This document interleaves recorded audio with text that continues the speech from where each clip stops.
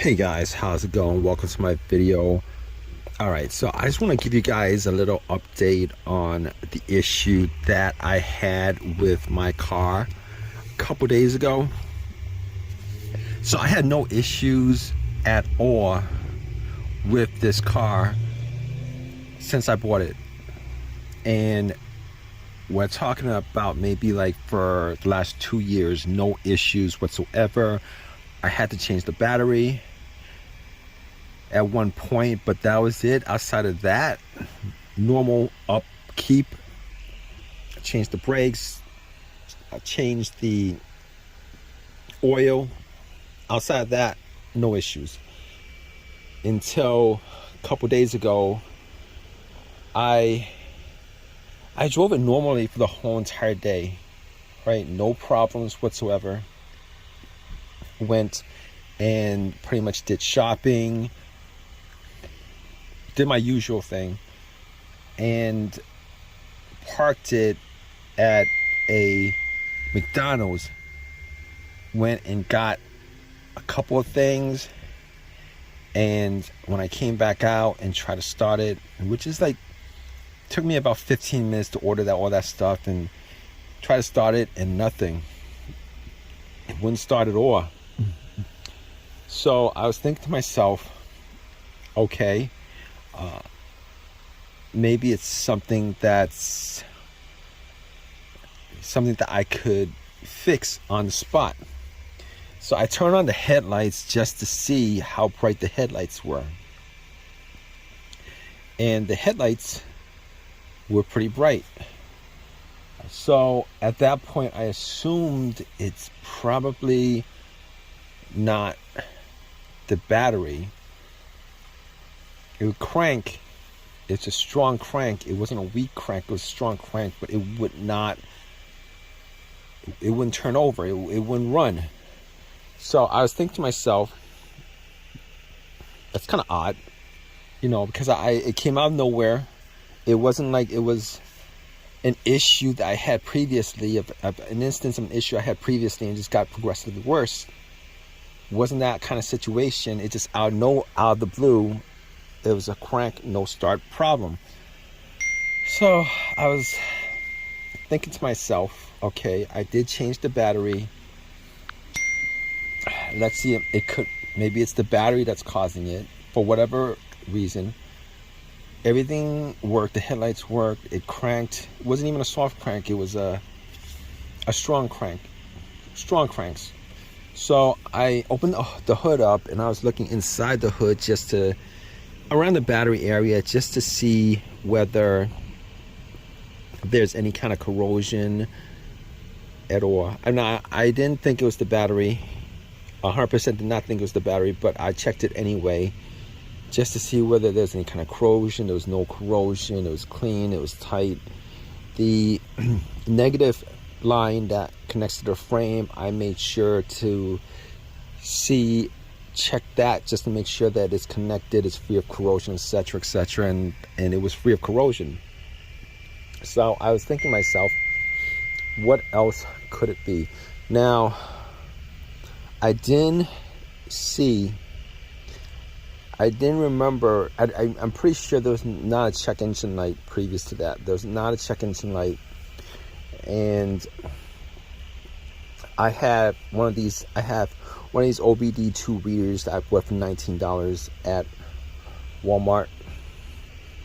Plugged it in just to see whether there was a code for anything at all. Ran it. It ran through everything. There was no codes.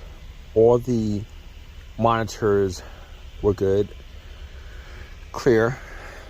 So I was thinking to myself, all right, so good thing, because it's probably nothing having to do with any of the sensors, and there's a lot of them, any of the sensors that's connected to the car that could be causing it. Crankshaft, camshaft, mass shaft flow sensor, whatever you have.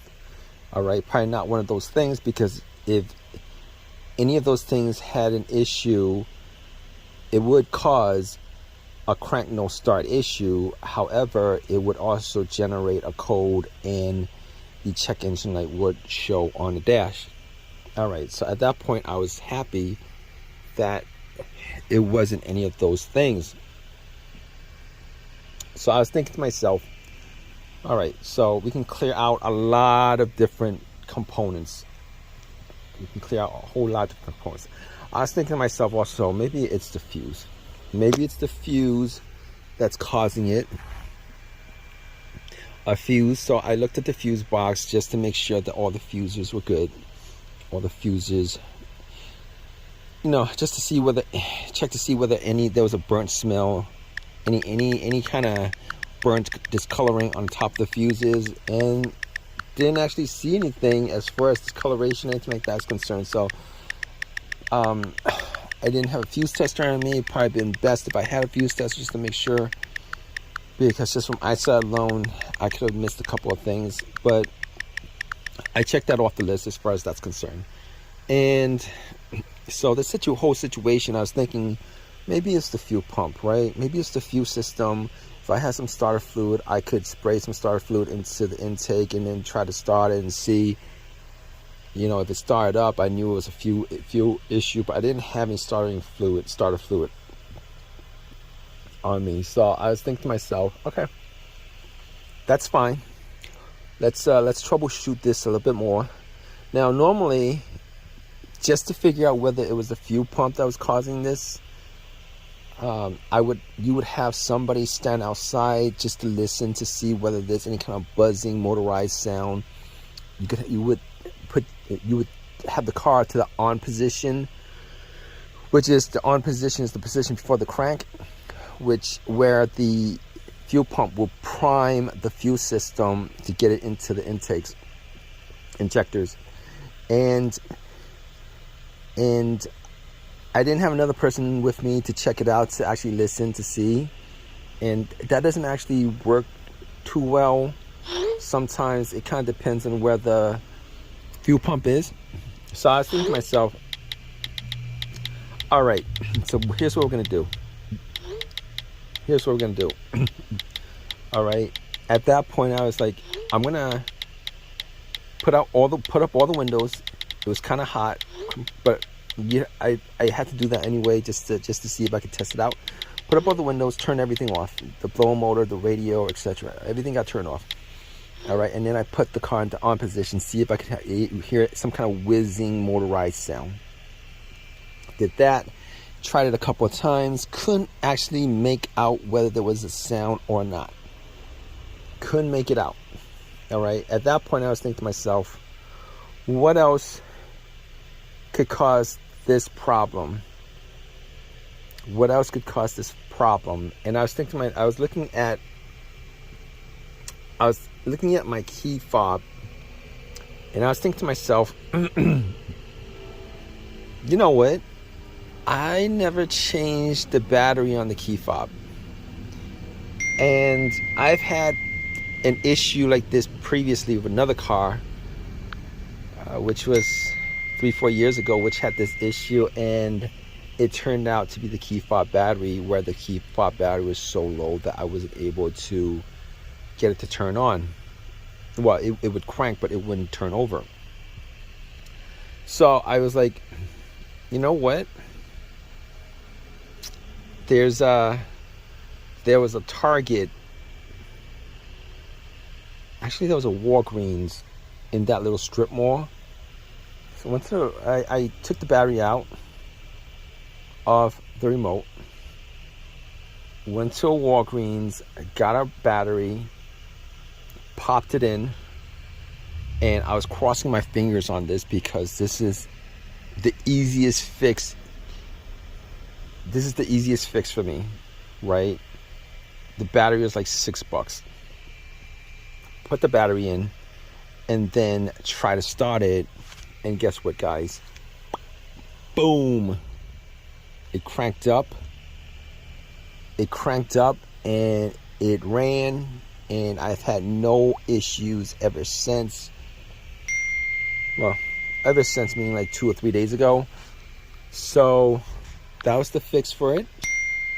It could have been a whole, it could have been something else, but that was an easy fix. All right, I just want to let you guys know, if you guys have this issue, check that out. It could very well be your key fob battery that's causing your crank no start issue, particularly a crank no start issue, because a lot of people actually, you know, they'll actually think that it's a component in the car itself that's causing the issue, and a lot of times it's the easiest fixes, the most simplest things that's causing the issue that you don't know about, that's not actually in the car. I mean, the key fob is connected to the car, but it's not actually a component that's inside a mechanical component inside the car, electrical component inside the car. It kind of is, but you guys know what I mean. Anyway, hope this has helped you guys out. If you guys have any of your own personal experiences, definitely leave a comment in the comment section. Please subscribe, please give me a thumbs up, all that good stuff. Guys, take care.